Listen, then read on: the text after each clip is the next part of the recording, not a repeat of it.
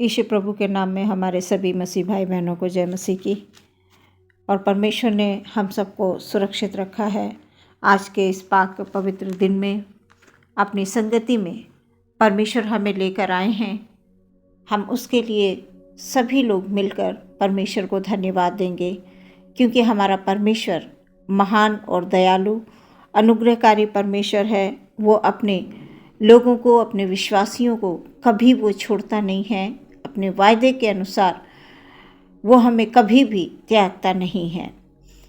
और हमें भी परमेश्वर की ओर हमेशा अपनी दृष्टि को लगाए रहना है, ताकि हमारा परमेश्वर हम पर हमेशा अपनी लहू की सुरक्षा दे और कोई भी शैतान की ताकत, कोई भी शैतान की योजना कभी भी हमारे ऊपर, हमारे परिवारों में, हमारे कार्य के क्षेत्र में, हमारे विश्वास में कभी भी शैतान की कोई भी चाल सफल ना होने पाए।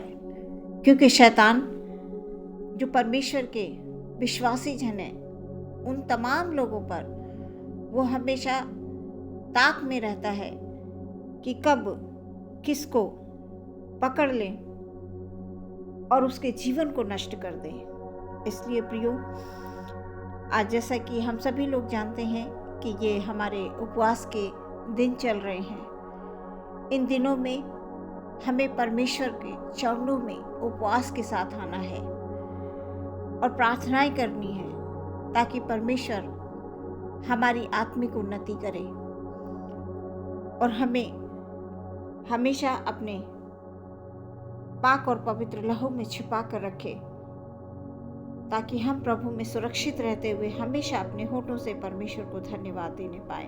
आज मैं पहले एक वचन पढ़ूंगी, उसके बाद आज रानी एस्तर के बारे में हम लोग जानेंगे कि रानी एस्तर ने किस प्रकार से अपने लोगों को बचाने के लिए उपवास के साथ प्रार्थना की और परमेश्वर ने उसकी प्रार्थना का उत्तर दिया और वो अपने लोगों को बचा सकी।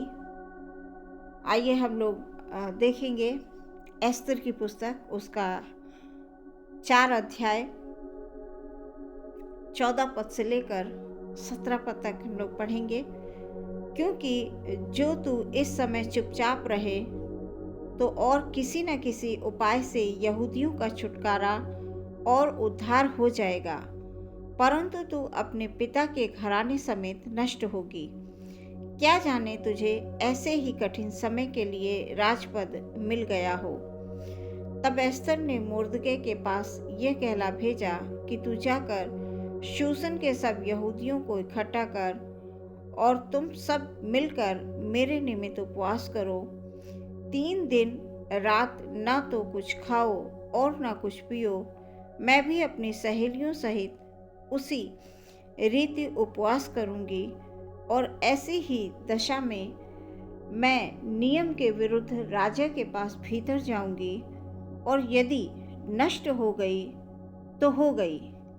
तब मुर्दके चला गया और एस्तर की आज्ञा के अनुसार ही उसने किया।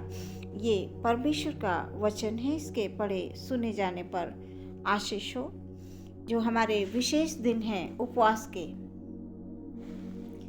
इन दिनों में परमेश्वर चाहते हैं कि हम बड़ी नम्रता और दीनता पूर्वक अपने हृदय से परमेश्वर की चरणों में आकर उपवास के साथ प्रार्थना करें।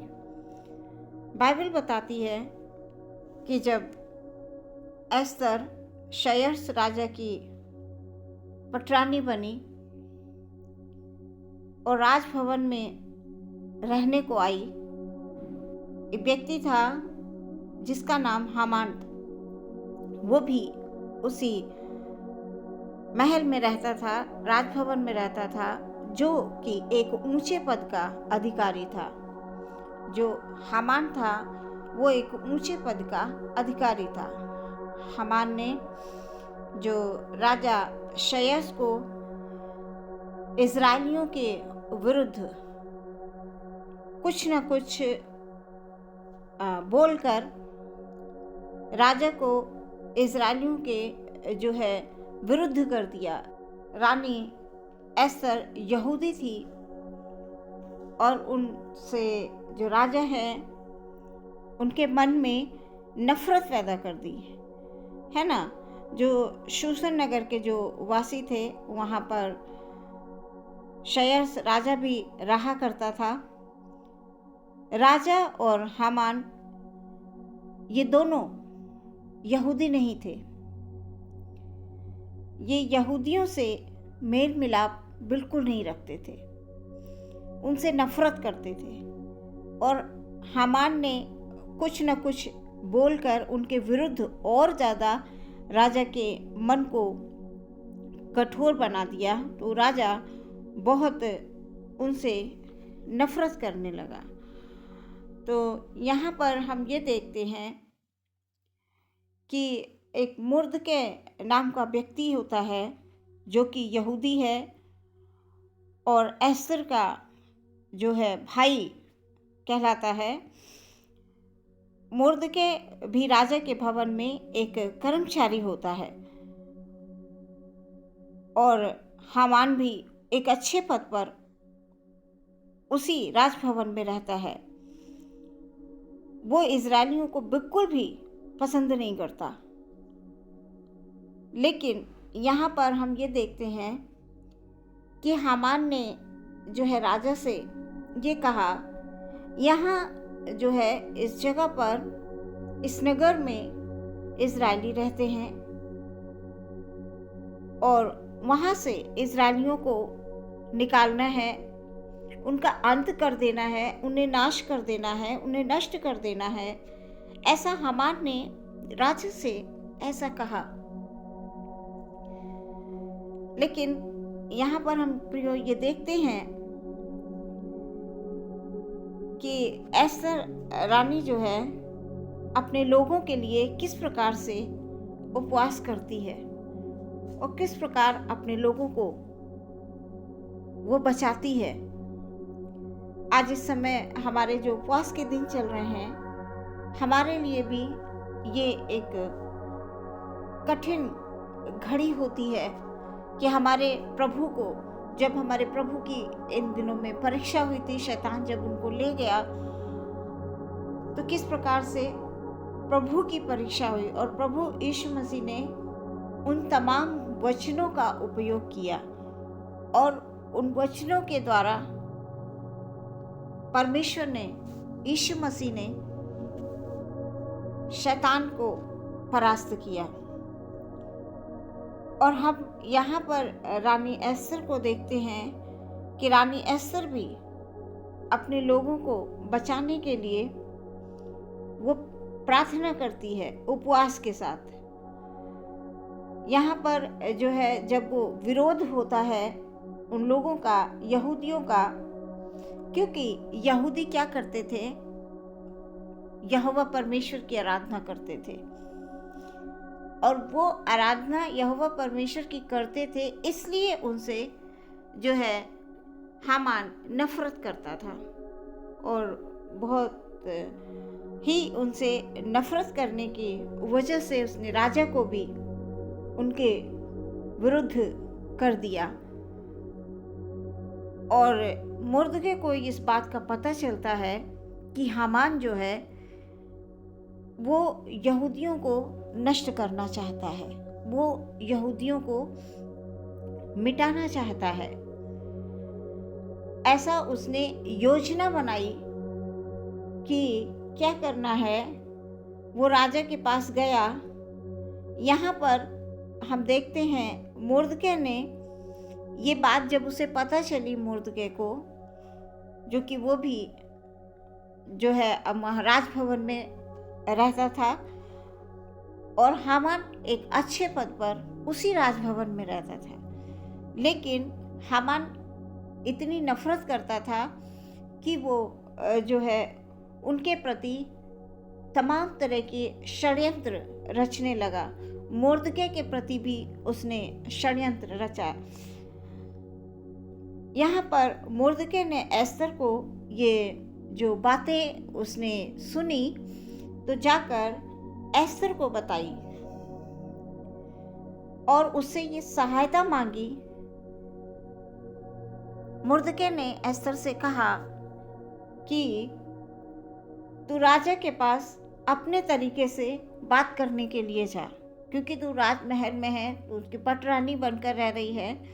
तुझे क्या करना है, अपने तरीके से तुझे राजा से बात करनी है, उसके सम्मुख जाना है और अपने जो तुम्हारे जाति भाई हैं उनको क्या करना है, उन्हें बचाना है। क्योंकि हामान ने ऐसा ऐसा योजना बनाई है, ऐसा ऐसा षड्यंत्र रचा है कि वो क्या करें, उनके जो यहूदी लोग हैं, जो इजरायली लोग हैं, उनको क्या करना है, वो नष्ट करने की योजना बना रहा है। और तुझे क्या करना है, राजा के पास जाकर अपने तरीके से तुझे राजा से अपने लोगों के लिए उनके प्राणों को उनको बचाना है।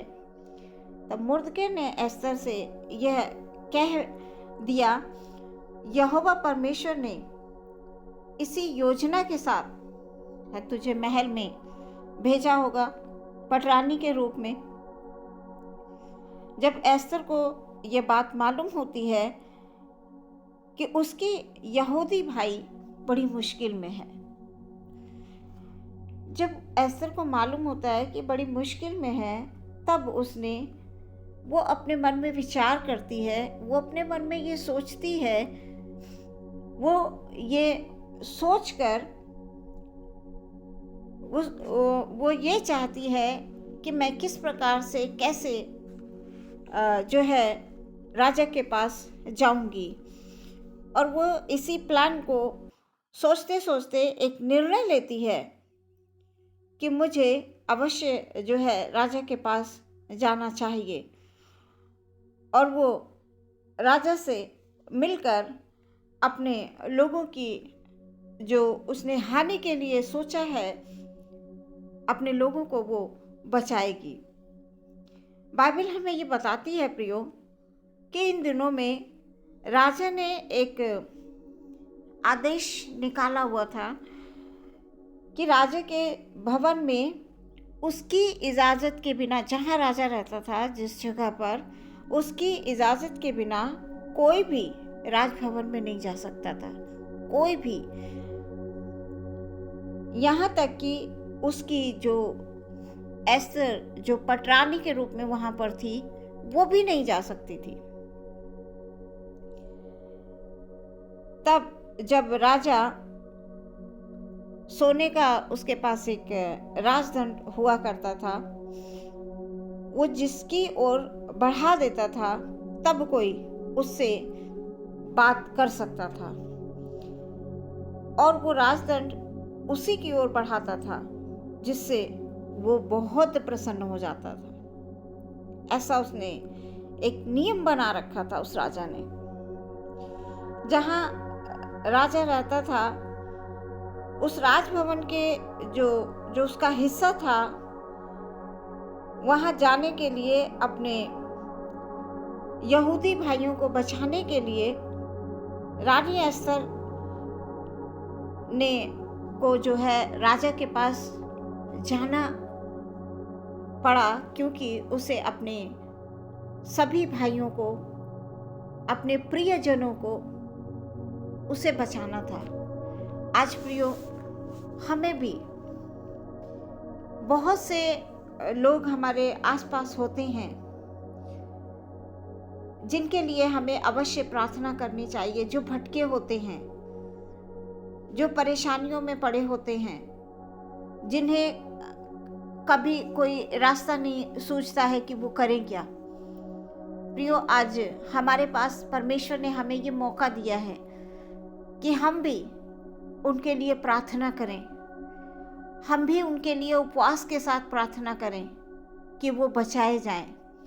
कई बार बहुत से लोग बंधनों में पड़े होते हैं, कई बार बहुत से लोग बीमारियों में जकड़े होते हैं, दुष्ट आत्माओं से जकड़े होते हैं।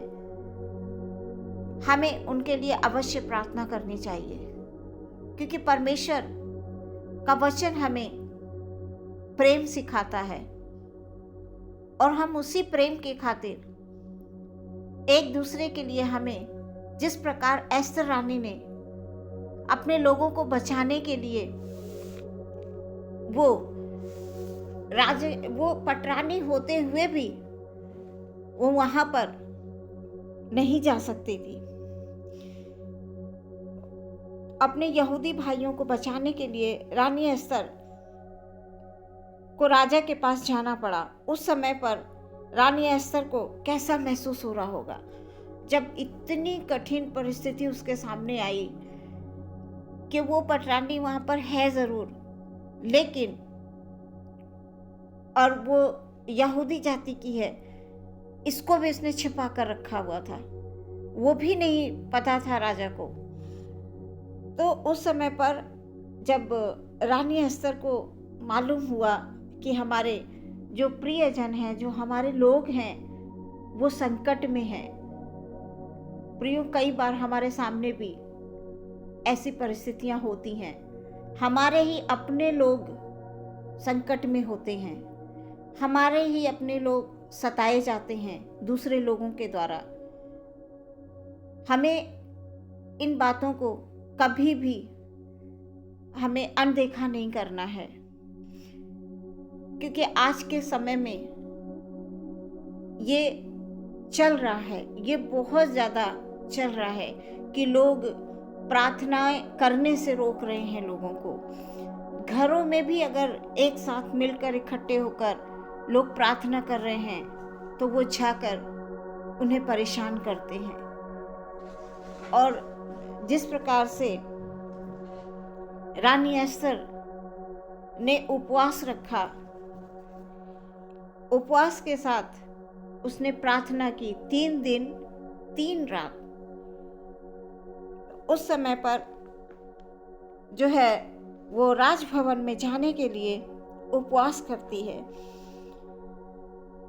वो क्या राजभवन में रहती थी? क्या वो पूरी तरह से स्वतंत्र होकर रह रही थी? नहीं प्रियो, उसे अपने लोगों की चिंता थी। उसे अपने लोगों के जैसे ही मुर्दकै ने एस्तर को बताया होगा, वो मन में विचलित हुई होगी। उस समय का जो उसके सामने स्थिति होगी वो बड़ी ही घबराहट वाली स्थिति होगी। वो मन में सोचने लगी, हम कौन सा उपाय करें, कैसा उपाय करें जो हम अपने लोगों को बचा लें। आज प्रियो, हमारे दिल में भी अपने लोगों के प्रति प्रेम की आवश्यकता है। आज हम एक दूसरे को सही ढंग से हम प्रेम भी नहीं कर पाते हैं।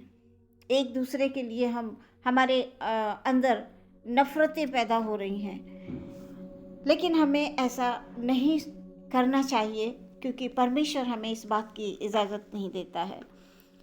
परमेश्वर प्रेम है और वो यही चाहता है कि हम भी अपने लोगों के प्रति, वैसे तो हमें हर एक जन से प्रेम करना है, लेकिन ख़ास तौर से जो मसीह में हैं उनके लिए, जो सेवा करते हैं, जो मसीह के नाम का सुसमाचार प्रचार करते हैं जगह जगह जाकर, जो परमेश्वर के लिए कामों को करते हैं, कितनी कठिनाइयाँ उनके लाइफ में आती हैं और वो तमाम कठिनाइयों में उनका सामना करते हुए वो परमेश्वर के वचन का सुसमाचार सुनाते हैं।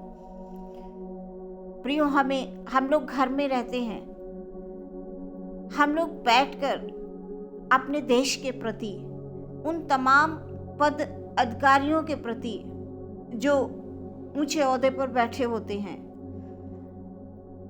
उनके लिए जो सेवा करते हैं, हमें उनके लिए घर में बैठकर हमें प्रार्थना करनी है। जब भी हम परमेश्वर के पास आएं तो हम एक दूसरे के लिए प्रार्थना जरूर करें, क्योंकि परमेश्वर को यही भाता है। परमेश्वर यही चाहते हैं कि हम सब मिलकर एक दूसरे के लिए प्रार्थना करें। यहाँ पर रानी एस्तर, उस समय पर उसे बड़ी घबराहट भी हुई होगी। उसके मन में कौन सा उपाय वो सोच रही होगी कि हम क्या करें, लेकिन उसने एक बेहतर उपाय ये सोचा, क्योंकि उसकी परवरिश मुर्दके ने इस प्रकार की थी, परमेश्वर के वो भय में, डर में रहकर उसने उसकी परवरिश की थी। एस्तर जो है, उसने बचपन से ही परमेश्वर को जाना, परमेश्वर को पहचाना, परमेश्वर के वो करीब रही, इसीलिए उसने ये निर्णय ले पाया। अगर वो परमेश्वर में नहीं होती तो इतनी जल्दी वो निर्णय नहीं ले पाती अपने लोगों को बचाने के लिए। लेकिन प्रियो, रानी एस्तर को जैसे ही पता चलता है, उसने जो है ये सोचा और उसने तैयारी करनी शुरू कर दी। और वो किस तरह की तैयारी के साथ राजभवन में जाती है। आज हमें भी, जब हम परमेश्वर के निकट आए, तो हमें भी तैयारी करनी है प्रियो। आज समय है हमारे पास, क्योंकि ये समय बार बार हमारे जीवन में नहीं आते हैं। कई बार मनुष्य सोचता ही रह जाता है और वो परमेश्वर के निकट नहीं आ पाता। वो सिर्फ यही सोचता है, आज नहीं, कल नहीं, अभी नहीं, हम आएंगे, अभी नहीं आएंगे, फिर आएंगे। ये सोचते सोचते लाइफ कट जाती है और वो उसे पश्चाताप करने का भी मौका नहीं मिलता, क्योंकि हम लोगों से प्रिय जाने में बहुत सी गलतियां होती हैं। और जब हम परमेश्वर के निकट रहेंगे, हम परमेश्वर से जुड़े रहेंगे, तो हम उन तमाम जो परमेश्वर के विरुद्ध कार्य हैं उनको करने से पवित्र आत्मा हमारी अगुवाई करेगा, हमें रोकेगा और हम सच में परमेश्वर के लहू में सुरक्षित रहेंगे। क्योंकि शैतान तमाम तरह की हमारे सामने परिस्थितियों को लाकर खड़ा कर देता है और हम मनुष्य हैं, हम बहक जाते हैं, हम उन परिस्थितियों को समझ ही नहीं पाते हैं और हम बहक कर, क्योंकि शैतान जो है वो सबसे पहले अटैक करता है हमारे विचारों पर, क्योंकि मनुष्य जैसा मन में विचार करता है वही तो वो करता है।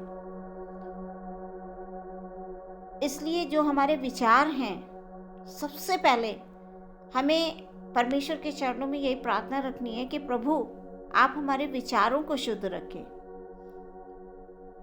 आप जब हमारे विचारों को शुद्ध रखेंगे तो हम जीवन में कुछ बेहतर कर पाएंगे, कुछ बेहतर सोच पाएंगे। क्योंकि शैतान वो बड़े ही चालाकी के साथ अपने जो परमेश्वर के लोग होते हैं अपनी चाल में फंसाने के लिए वो कोशिश करता है और अधिकतर वो सफल भी हो जाता है।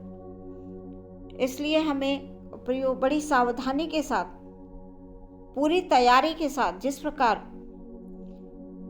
एस्तर जो है पूरी तैयारी के साथ राजभवन में गई। रानी एस्तर ने 3 दिन 3 रात उपवास किया। शूशन नगर में जो यहूदी रहते थे उनको भी, उन सभी लोगों को उपवास रखने के लिए उसने कहा, क्योंकि उसे राजा के नियम के विरुद्ध राजभवन में जाना था। जो राजा के नियम को वहाँ पर ये रूल होगा कि जो राजा के नियम को तोड़े उसे क्या करेगा, राजा नष्ट भी कर सकता है। राजा को क्योंकि कुछ ऐसे वहाँ पर नियम थे, लेकिन जो रानी एस्तर थी वो अपने लोगों को बचाने के लिए राजा के भवन में उसके विरुद्ध उसको जाना था। लेकिन यहाँ पर हम ये देखते हैं प्रियो कि रानी एस्तर बचपन से ही परमेश्वर के निकट थी। उसका पालन पोषण परमेश्वर के डर और भय में होकर मुर्दके ने किया था, क्योंकि मुर्दके यहोवा परमेश्वर की आराधना करता था, यहोवा परमेश्वर की प्रार्थना करता था। लेकिन यहाँ पर रानी एस्तर सब कुछ जानते हुए भी रानी एस्तर ने अपने जाति भाइयों को बचाने के लिए, अपने लोगों को बचाने के लिए उसने ये निर्णय ले लिया, राजा के विरुद्ध जाकर उसने निर्णय लिया कि वो नियमों के विरुद्ध चलकर राजभवन में अवश्य जाएगी। और उसने उपवास किया। हमारे लिए विचार करने वाली प्रिय बात यह है कि क्या इतना आसान था रानी एस्तर को उपवास करना, राजा के भवन में जाना, राजा के सामने जाना? क्या ये इतना आसान था? जिस तरह से हम लोग बाइबल को पढ़ते हैं, इन कहानियों को पढ़ लेते हैं और पढ़ने के बाद हमें जानकारी हो जाती है, हाँ वचन में ऐसा लिखा हुआ है। यहाँ पर हमारे बड़ी विचार करने वाली बात यह है कि इतना आसान नहीं होगा उस समय पर राजा के नियमों को विरुद्ध जाना आसान नहीं था। लेकिन रानी एस्तर जो कि बचपन से ही वो मेरे ख्याल से उपवास में प्रार्थना करती होगी, इसीलिए उसे जो है और कुछ नहीं सूझा, उसे यही सूझा कि मैं उपवास करूंगी और प्रार्थना करूंगी। और प्रार्थना के साथ, उपवास के साथ मैं जब जो है राजा के विरुद्ध मुझे जाना है, और उसके बाद सबसे बड़ी बात ये कि वो खुद एक यहूदी थी और ये बात राजा को नहीं पता थी। मतलब बहुत कुछ ऐसा था वहाँ पर। लेकिन रानी एस्तर जो है, जितनी आसानी से हम इन वचनों को पढ़ के छोड़ देते हैं, इतना आसान उस समय पर एस्तर के लिए नहीं था। तमाम दृष्टांतों को, हम कहानियों को अपने वचनों में पढ़ते हैं, उनके अद्भुत कामों को हम पढ़ लेते हैं। प्रभु यीशु मसीह की सेवा को क्या उतनी ही आसानी हम समझते हैं कि प्रभु यीशु मसीह ने किस प्रकार इस संसार में वो आए, मनुष्य रूप लेकर। उन्होंने कितनी जो है ताड़नाएं उनको दी गई, सब कुछ जितनी आसान हम सोचते हैं, समझते हैं प्रियो, हमें ये महसूस करना है कि जब प्रभु यीशु मसीह को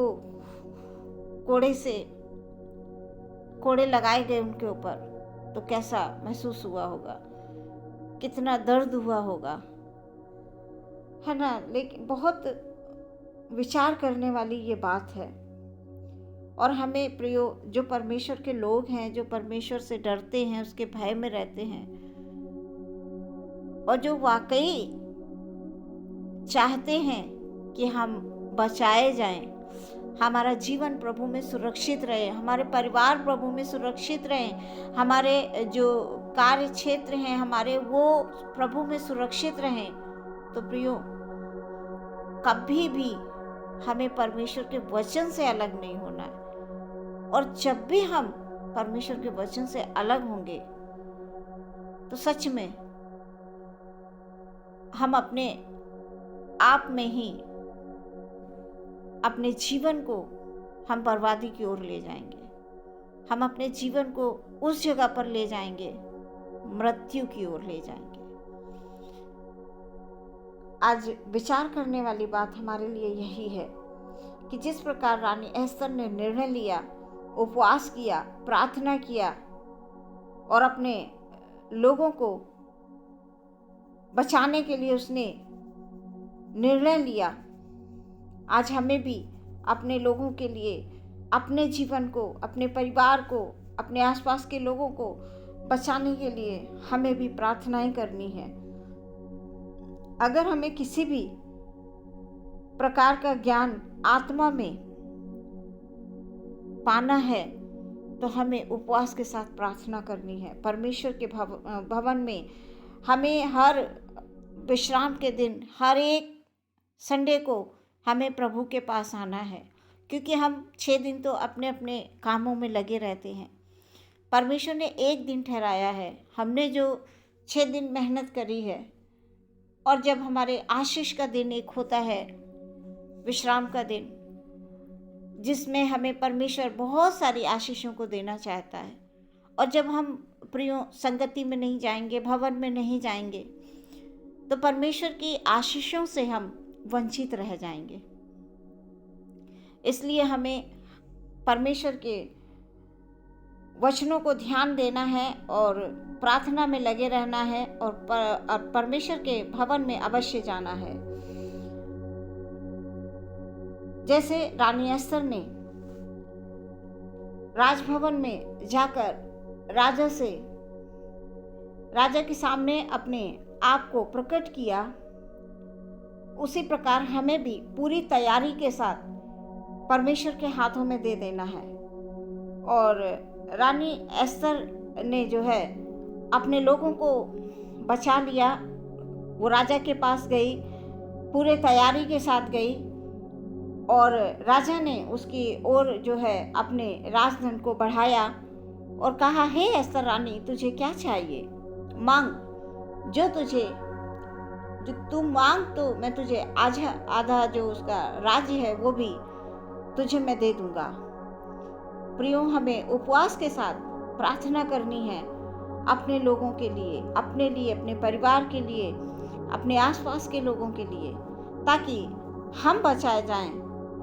और रानी एस्तर के जीवन से हमें यही शिक्षा मिलती है कि रानी एस्तर का जो देखिए, उसके माता पिता नहीं थे, लेकिन मुर्दके ने से ऐसी परवरिश की कि वो जो है प्रभु के डर और प्रभु के भय में रहते हुए उसने वो काम अपने लोगों के लिए किया जो असंभव था, क्योंकि बहुत सारे षड्यंत्र रचे गए थे उसके लोगों के लिए, लेकिन उसने विनती और प्रार्थना के द्वारा, उपवास के द्वारा अपने लोगों को बचा लिया। और हम लोग जो है रानी एस्तर के जीवन से यही शिक्षा पाते हैं कि हमें भी जिस प्रकार रानी एस्तर जब राजा के भवन में गई तो वो पूरी तैयारी के साथ गई, इसी प्रकार हमें जब परमेश्वर के पास आना है प्रियो, तो पूरी तैयारी के साथ आना है। हमारे मन जो है परमेश्वर की ओर होने हैं। परमेश्वर हमसे जैसा चाहते हैं हमें वैसे ही परमेश्वर से प्रार्थना करनी है। हमें इधर उधर की बातों में भटकना नहीं है। और परमेश्वर सभी लोगों को सच में बहुत सारी आशीष देना चाहते हैं, इसलिए हमें उन मौक़ों का इस्तेमाल करना है जो परमेश्वर हमें अपने नज़दीक आने के लिए ये समय देते हैं, ये मौके देते हैं। आज के इस वचन के द्वारा परमेश्वर आप सभी के जीवन में बहुत सारी आशीषें लेकर आए। और प्रियो, सच में परमेश्वर यही चाहते हैं कि जिस प्रकार रानी एस्तर पूरी तैयारी के साथ राजा के भवन में गई और उसने अपने लोगों को बचा लिया, आज हमें भी शैतान पर विजय प्राप्त करनी है वचनों के द्वारा। वचन से अपने आप को भर लेना है, वचन से अपने आप को तैयार कर लेना है, ताकि शैतान का हम सामना कर सकें। हम हर एक पल, हर एक क्षण अपने जीवन में प्रभु को पहला स्थान दें और प्रभु से उसके डर, उसके भय में रहते हुए जीवन में हम आगे बढ़ें। इस वचन के द्वारा परमेश्वर बहुत सारी आशीष दे। आइए प्रियो, हम लोग अपनी आंखों को बंद करेंगे और प्रार्थना करेंगे। पवित्र पवित्र पवित्र सामर्थी परमेश्वर, धन्यवाद, स्तुति, प्रशंसा और तारीफ हो मेरे परमेश्वर की आज के दिन के लिए। खुदावंद, आज ये सुंदर दिन आपने दिया प्रभु। हम सभी लोग संगति में बैठकर, परमेश्वर की संगति में बैठकर, एकत्रित होकर, इकट्ठे होकर प्रभु, हालेलुया खुदावंद, हम प्रार्थना कर सकते हैं, आराधना कर सकते हैं, स्तुति कर सकते हैं प्रभु जी। धन्यवाद, धन्यवाद बीती बहुत सारी आशीषों के लिए, बीते हफ्ते में संभालने के लिए परमेश्वर आपका हम धन्यवाद देते हैं। हमारे जितने भाई बहन इस प्रार्थना को सुन रहे हैं, इस वचन को सुन रहे हैं, प्रभु यीशु मसीह एक एक जन के जीवन में प्रभु यीशु मसीह आप सचमुच काम कीजिए प्रभु जी, उनके जीवनों को उन्नति की ओर ले जाइए, उनको आशीष दीजिए, उनको बरकत दीजिए प्रभु यीशु मसीह, हालेलुया, ताकि प्रभु ओ प्रभु जी वो अपने आप को वचन से हालेलुया भर लें, अपने हृदय को हालेलुया हर एक विचार यीशु मसीह के नाम में शुद्ध रहते हुए प्रभु जी हालेलुया विनती प्रार्थना के साथ, उपवास के साथ प्रभु जी हालेलुया कोई भी खास विषय उनके जीवन के लिए है परमेश्वर प्रभु यीशु मसीह हालेलुया, क्योंकि हर एक के लिए प्रभु तेरी योजनाएं उत्तम हैं, लेकिन हम मनुष्य हैं कि हम भटक जाते हैं, बहक जाते हैं प्रभु, खो जाते हैं संसार के कार्यों में, संसारिक कामों में, संसारिक अभिलाषाओं में और प्रभु से दूर हो जाते हैं। लेकिन आज प्रियो हालेलुया प्रभु आपको आशीष देना चाहते हैं। प्रभु आपसे इस वचन के द्वारा ये बता रहे हैं कि आप जिस प्रकार रानी अस्तर पूरी तैयारी के साथ राजा के भवन में गई, राजभवन में जाकर उसने जो है अपने लोगों को बचाने के लिए वो उसने उपवास किया, प्रार्थना की। आज हमें भी अपने आप को बचाना है, अपने लोगों को बचाना है प्रियो, हमें प्रार्थना करनी है, नित्य प्रार्थना में लगे रहना है।